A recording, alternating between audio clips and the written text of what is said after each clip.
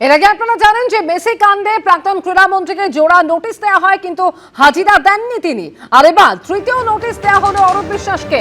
আজই তৃতীয় নোটিশ পাঠিয়েছে বিধাননগর দক্ষিণ থানার পুলিশ, এবং যেটা জানা যাচ্ছে যে আগামী 48 ঘন্টার মধ্যে হাজিরা দিতে বলা হয়েছে অরূপ বিশ্বাসকে।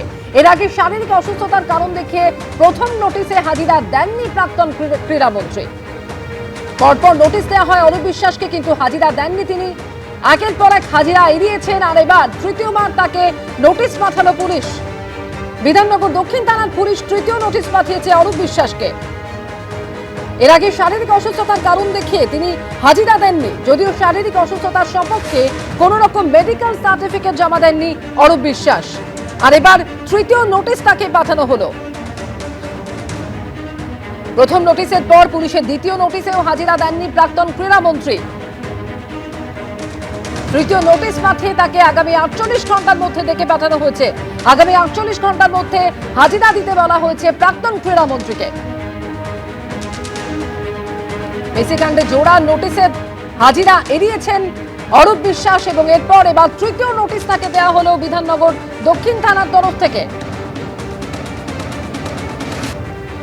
সরাসরি রয়েছেন আমাদের সঙ্গে প্রতিনিধি ময়ূক ঠাকুর চক্রবর্তী। ময়ূক, তৃতীয় নোটিশ সাফ করা হলো অরূপ বিশ্বাসকে, এবং যেখানে একেবারে 48 ঘন্টা সময় বেঁধে দেওয়া হয়েছে।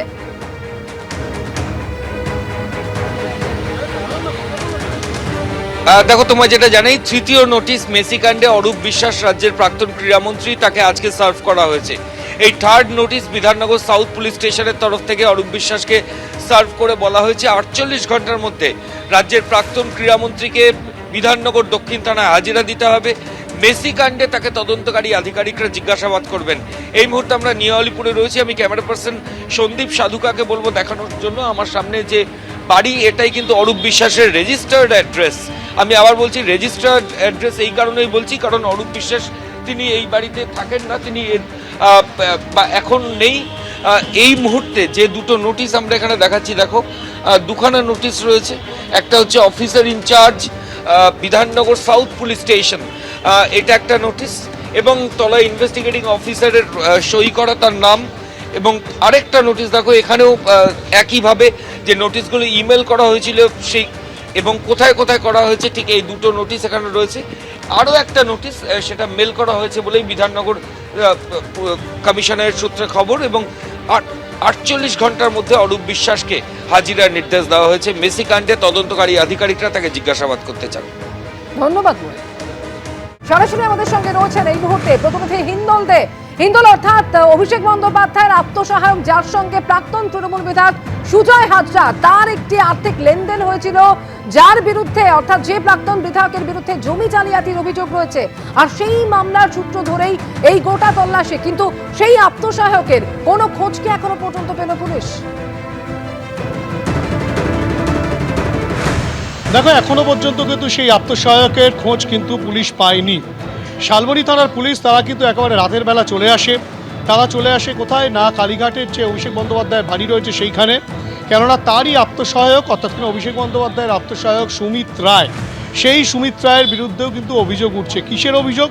যে পশ্চিম মেদিনীপুরের তৃণমূল কংগ্রেসের প্রাক্তন বিধায়ক সুজয় হাজরা, তিনি কিন্তু জমি কেলেঙ্কারির সঙ্গে যুক্ত, এবং সেই জমি কেনাবেচা সংক্রান্ত মামলায় প্রচুর টাকা আর্থিক লেনদেন, সেখানে জালিয়াতি হয়েছে। এবং সেই জালিয়াতির কেসেই কিন্তু সুজয় হাজরাকে পুলিশ, শালবনী থানার পুলিশ গ্রেফতার করেছিল। তাকে জিজ্ঞাসাবাদ করার পর এবং তার বিভিন্ন ব্যাংক স্টেটমেন্ট খতিয়ে দেখার পর পুলিশ জানতে পারে যে এই টাকার একটা বিরাট অংশ কিন্তু সুমিত রায়ের কাছে এসে পৌঁছেছে। তারই পরিপ্রেক্ষিতে পুলিশ এই সুমিত রায়ের খোঁজ করতে শুরু করে এবং তার টাওয়ার লোকেশন দেখতে থাকে। গতকাল পুলিশ দেখতে পায় যে কলকাতায় একেবারে কালীঘাটে, যেখানে আমরা দাঁড়িয়ে রয়েছি, অভিষেক বন্দ্যোপাধ্যায়ের যে বাড়ি, সেই অভিষেক বন্দ্যোপাধ্যায়ের বাড়িতে কিন্তু টাওয়ার লোকেশন দেখায় সুমিত রায়ের। এবং তখনই কিন্তু শালবনী থানার পুলিশের দুটো দল তারা কিন্তু বেরিয়ে পড়ে, এবং পরবর্তী ক্ষেত্রে তারা রাত 2টো নাগাদ কালীঘাট থানায় যায়। সেখানে কিন্তু তারা সূচনা দেয় যে তারা অভিষেক বন্দ্যোপাধ্যায়ের বাড়িতে যাবে। কালীঘাট থানার পাশাপাশি ভবানীপুর থানার পুলিশকেও সঙ্গে নিয়ে তারা এখানে আসে। এবং গোটা বাড়িতে যখন তল্লাশি করবে বলে শালবনী থানার পুলিশ আসে, তখন কিন্তু এই বাড়ির বাইরে কেন্দ্রীয় বাহিনীর জওয়ানরা গোটা বাড়িটিকে ঘিরে রাখে। কিন্তু পুলিশকে বাধাপ্রাপ্ত হতে হয়, কেননা নিরাপত্তার দায়িত্বে থাকা অভিষেক বন্দ্যোপাধ্যায়ের যারা রয়েছেন, অভিষেক বন্দ্যোপাধ্যায়ের নিরাপত্তার দায়িত্বে থাকা তারা কিন্তু শালবনী থানার পুলিশকে অর্থাৎ কিনা তদন্তকারী দলের সদস্যদেরকে ভেতরে প্রবেশ করতে দেননি। দীর্ঘক্ষণ প্রায় 2:30 থেকে 5:45 পর্যন্ত কিন্তু পুলিশকে দাঁড়িয়ে থাকতে হয়। পরবর্তী ক্ষেত্রে পুলিশকে এক প্রকার সিদ্ধান্ত নিতে হয়, গ্যাস কাটার দিয়ে তালা কেটে তারা ভেতরে প্রবেশ করেন এবং তারপরে তল্লাশি প্রক্রিয়া শুরু হয়। ইতিমধ্যেই যখন এই শালবনী থানার পুলিশ ভেতরে প্রবেশ করছে, সেই সময় কিন্তু মমতা বন্দ্যোপাধ্যায় তিনি হাঁটতে হাঁটতে অভিষেক বন্দ্যোপাধ্যায়ের বাড়িতে চলে আসেন। কেন এই ধরনের ঘটনা ঘটছে, এটা কি হচ্ছে, খবর পাওয়া মাত্রই মমতা বন্দ্যোপাধ্যায় তিনি অভিষেক বন্দ্যোপাধ্যায়ের বাড়িতে চলে আসেন। বেশ কিছুক্ষণ তিনি ছিলেন এবং সকাল 8টা নাগাদ পুলিশ সেখান থেকে বেরিয়ে যাওয়ার পর মমতা বন্দ্যোপাধ্যায় বাড়ি থেকে বেরিয়ে আসেন।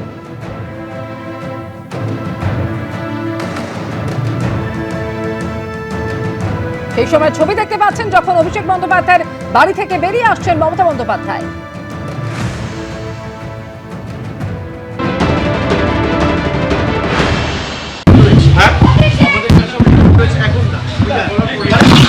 তালা ভেঙে ওরা সার্চ করেছে, হ্যাঁ সার্চ করছে, হ্যাঁ আমাদের কাছে রয়েছে এখন না তালা ভেঙে ওরা সার্চ করেছে, হ্যাঁ সার্চ করছে। সরাসরি কথা বলবো আর এক প্রতিনিধি পার্থপ্রতিম ঘোষ আমাদের সঙ্গে রয়েছেন। পার্থপ্রতিম, একেবারে এখনো পর্যন্ত যেটা জানা যাচ্ছে আত্মসহায়ক তার সঙ্গে প্রাক্তন বিধায়কের যে আর্থিক লেনদেন, সেই সূত্র ধরেই আত্মসহায়কের খোঁজে আজকে সেখানে পৌঁছে গিয়েছে পুলিশ। একেবারে তদন্তের জায়গাটা জানতে চাইবো কোন পর্যায়ে রয়েছে এই মুহূর্তে গোটা তদন্ত প্রক্রিয়া। দেখো, পুলিশ জানাচ্ছে যেটা পশ্চিম মেদিনীপুরের যে জেলা পুলিশের তরফ থেকে, সেটা হচ্ছে শালবনী থানায় যে অভিযোগ হয়েছিল ও সেই অভিযোগের পর কয়েকজনের গ্রেপ্তার এবং তার পরবর্তীকালে মেদিনীপুরের বিধায়ককেও, প্রাক্তন বিধায়ককেও সুজয় হাজরা তাই গ্রেপ্তার করা হয়। তাই গ্রেপ্তার করার পরবর্তীকালে যেটা হয়, তার বিরুদ্ধে প্রতারণা জালিয়াতির মামলা হয়। সেটা হচ্ছে যে জমি যে কেলেঙ্কারি, সেই মামলাটা হয় এবং সেই মামলা তদন্তে নেবে তারা যখন সুজয় হাজরার অ্যাকাউন্ট সংক্রান্ত তথ্য সংগ্রহ করেন, সেই সংগ্রহ করতে গিয়ে দেখা যায় কোটি টাকার উপরে লেনদেন হচ্ছে অভিষেক বন্দ্যোপাধ্যায়ের আত্মসহায়ক সুমিত রায়ের সঙ্গে। এবং সেই সূত্র ধরে সুমিত রায়ের যখন খোঁজ তারা শুরু করে, 3 থেকে 4 দিন ধরে তারা টাওয়ার লোকেশন ট্র্যাক করতে থাকে। তার পরবর্তীকালে গতকাল সন্ধ্যের মধ্যে পশ্চিম মেদিনীপুর থেকে হচ্ছে এসডিপিওর নেতৃত্বে একটা বিশাল পুলিশের বাহিনী, অর্থাৎ প্রায় 5 গাড়ি পুলিশ তারা এসে পৌঁছায় হচ্ছে কালীঘাটে।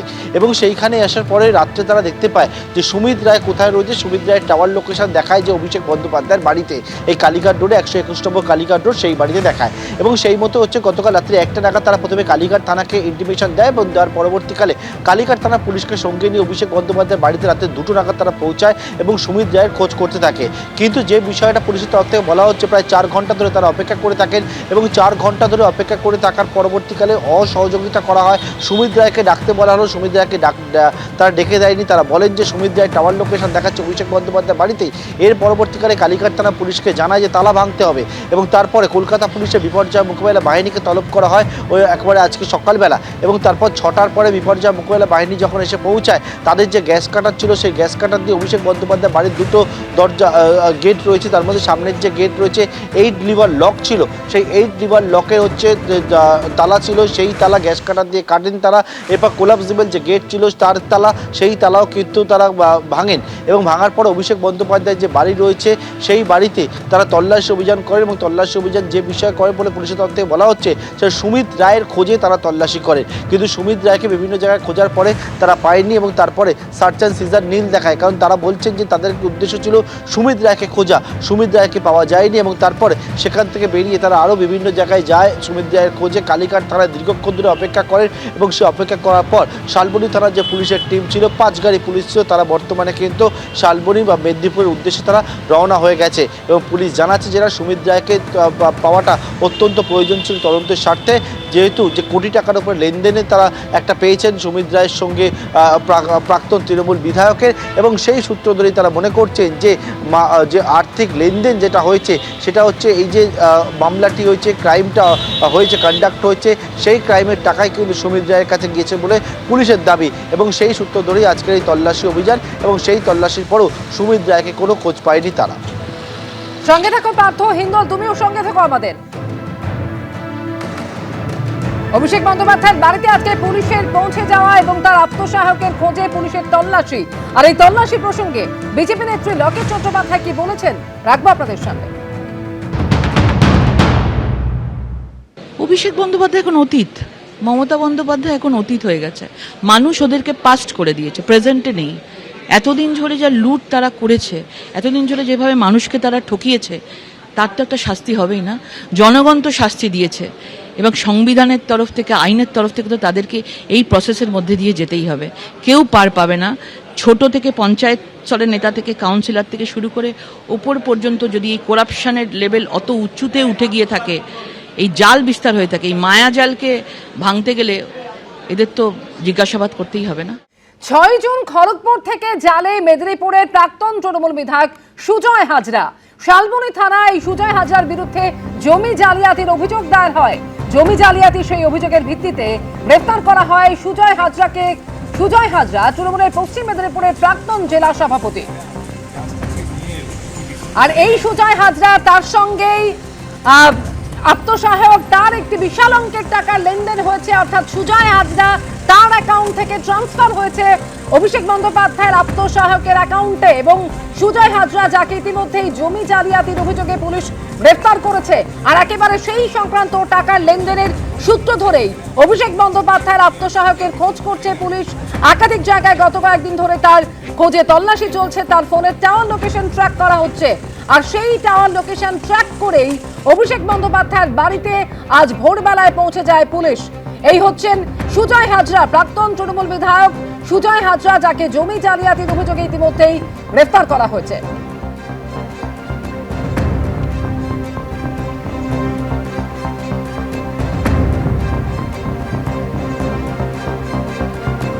আমাদের সঙ্গে দুই প্রতিনিধি, পার্থপ্রতিম ঘোষ এবং হিন্দল দে রয়েছেন আমাদের সঙ্গে। পার্থর কাছে আসবো, তবে তার আগে কথা বলে নেব হিন্দলের সঙ্গে। হিন্দল, যেরকম তুমি বলছিলে যে এই আত্মসহায়ক, যার খোঁজে পুলিশ তল্লাশি চালাচ্ছে একাধিক জায়গায়, এখনো পর্যন্ত সর্বশেষ কি খবর পাচ্ছ? কোথায় কোথায় এই মুহূর্তে তল্লাশি চলছে? দেখো পার্থ, কিছুক্ষণ আগে যেটা বলছিল যে ইতিমধ্যেই কিন্তু সেই দলটি সম্ভবত তারা আবার পশ্চিম মেদিনীপুরের দিকে এগিয়ে যাচ্ছে, কিন্তু তার আগে মূলত তারা কালীঘাট অঞ্চলেই কিন্তু বিভিন্ন জায়গায় তল্লাশি চালায়। এবং কালীঘাটকে তারা পয়েন্ট করেছিলেন কেন না, সুমিত রায়, যিনি অভিষেক বন্দ্যোপাধ্যায়ের আত্মসহায়ক, তার কিন্তু টাওয়ার লোকেশন কালীঘাটে অভিষেক বন্দ্যোপাধ্যায়ের যে বাড়ি রয়েছে সেখানেই কিন্তু দেখাচ্ছিল। এবং সেই কারণেই তারা তড়িঘড়ি একেবারে শালবনী থেকে সরাসরি এখানে এসে পৌঁছন।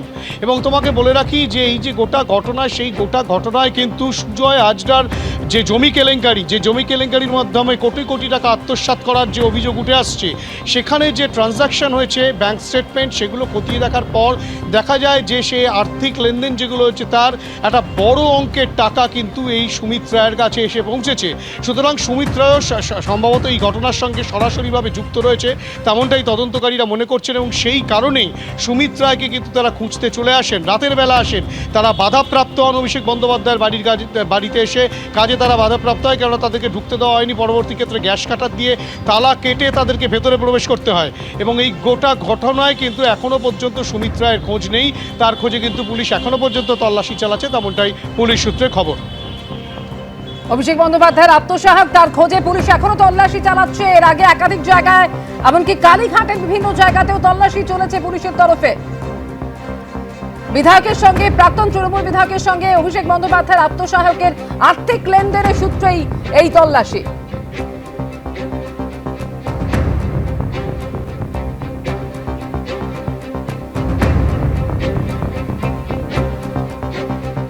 ভোটের প্রচারে উস্কানিমূলক ভাষণ এবং এই নিয়ে মঙ্গলবার অভিষেক বন্দ্যোপাধ্যায়কে সমন পাঠানো হয়েছে।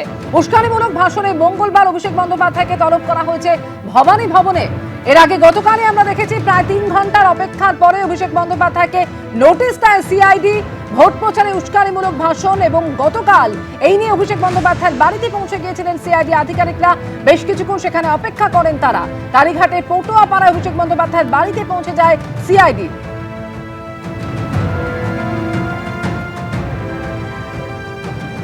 না, এটা তো হওয়ার ছিল, এটা আরও আগে হলে ভালো হতো, অনেকদিন লেট হয়ে গেছে। গতকাল আমি যা খবর পেয়েছি, গতকাল নাকি সিআইডি এটাকে টেক আপ করেছে। তো আশা করছি ভালো কিছুই হবে, খারাপ তো কিছু হবে না। যে হুমকিগুলো একজন এমএলএ মানে এমপি বা এমএলএ যেই হোক, সে কখনো এরকম প্রকাশ্যে এরকম কোনো ভাষণ দেওয়াটা তার পক্ষে সাজায় না, তার মুখে এগুলো ঠিক মানায় না।